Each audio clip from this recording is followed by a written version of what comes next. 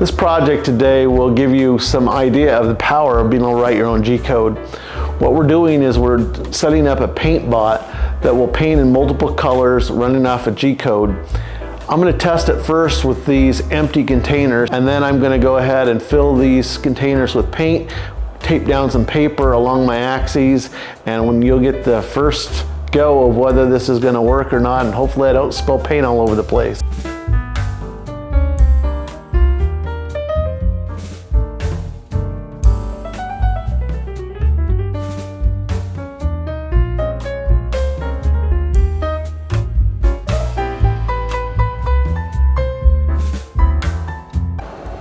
So this is genuinely the first run I've done with the paint.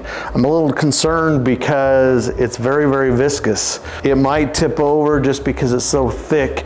It's about the consistency of honey out here in my cold garage. Maybe needs to be thinned down. We're gonna find out right now, a moment of truth.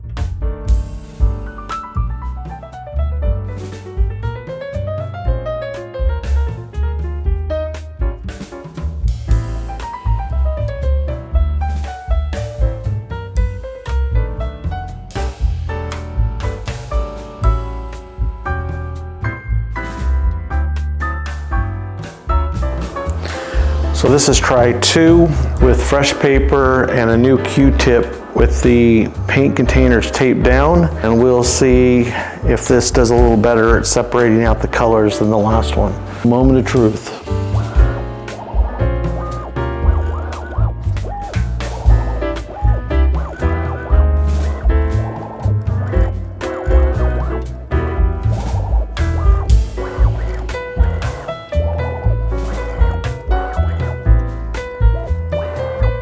So there you can see the next one.